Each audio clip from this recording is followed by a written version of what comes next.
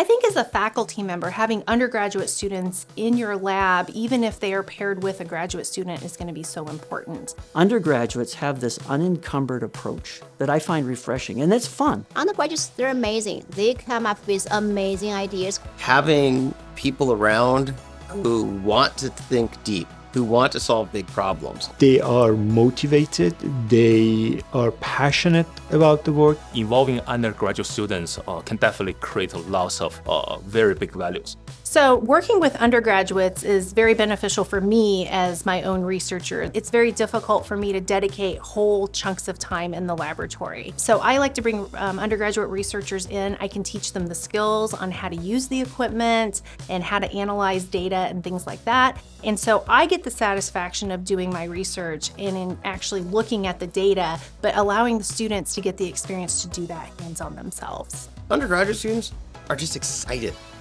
They want to do everything. And if you have a job that you look at as like sheer drudgery, I have to pull the lever 500 times in data collection. The undergraduate students are going to go, I got to learn how to run this machine that I can't even spell it? This is so cool. What's it do? They want to do things because they want to get involved. They want to learn. They want to be that top graduate student. I like working with undergraduate students, particularly on research projects. They're in the process of discovering a lot of this themselves.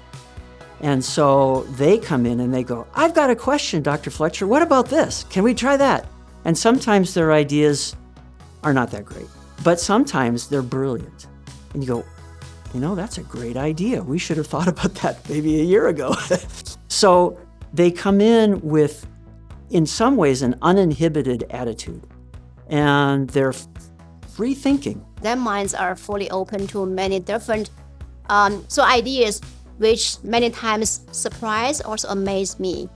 Helps me to maybe also think from different angles, different perspectives. Undergraduates have a very different lens through which they see the world. So they are looking at things from maybe more of a naive sort of a lens and will ask the questions that maybe you don't think to ask. And so some of the more creative ideas and some of the more pressing questions actually come from people who maybe don't have that depth of knowledge in that field.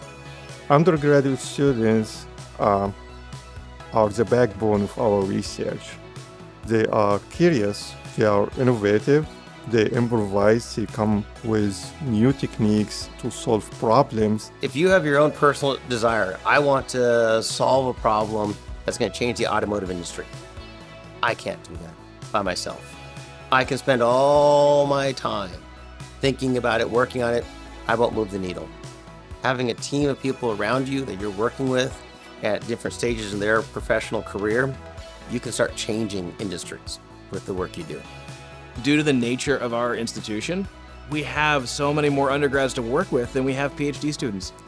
Luring in PhD students is hard, right? You gotta have a grant to pay them, you gotta go find the right PhD students, and then you gotta convince them to work for you. But if I go into the classes that I'm teaching every day anyway, that are full of undergrads, there is one out of that group of 20 that is really interested in research. If I can find that one out of that group of 20 and bring them to my lab, I've saved myself a lot of hassle later. You ask them where they began, I was in this great lab. Well, if you're waiting for that student, why wait? Develop them yourself. And maybe they go somewhere else that's best for them. Maybe they come to your group. Share with another faculty. I have some faculty across the country who are in the Northwest, the Northeast, who are in different regions of the country who I work with. I hire their undergraduate students, they hire mine. It makes me so happy to see that students are independent after I train them for certain weeks or days or months, and then they are so independent now. They're carrying out research and they're coming to me and saying, hey, I found out this. How about we do this and that? They are kind of like coming and talking to me as a researcher. That makes me so happy. That's what we're doing here, is we're changing lives essentially, right? We're giving these students new skills, new career paths, new ideas about what they want to do with their lives. And yeah, it's personally rewarding to see them embrace that, take advantage of it, and go make a change. When I can have an opportunity to bring undergraduates or even graduate students into the field that I'm working on, it gives me an opportunity to see them grow, to watch them develop, and learn and understand. It's always fun to watch that, they talk about that light bulb going on, and you can see it when they go, oh, that's what's going on. Then you can say, I've accomplished something today. And that's fun. And I really enjoy that. And for me, that's very rewarding to see. It gives me tremendous, really, a sense of accomplishments when I see students go to conferences, present our research findings, and even publish papers. My favorite part of working with undergraduate students is just watching the aha moments on their faces when something goes right. That just sparks joy in what I do. When I see them say, oh my goodness, I can't believe this worked, or if they tell me that they went and they called their parents because they were so excited about the research project that they were doing, that really brings me a lot of joy.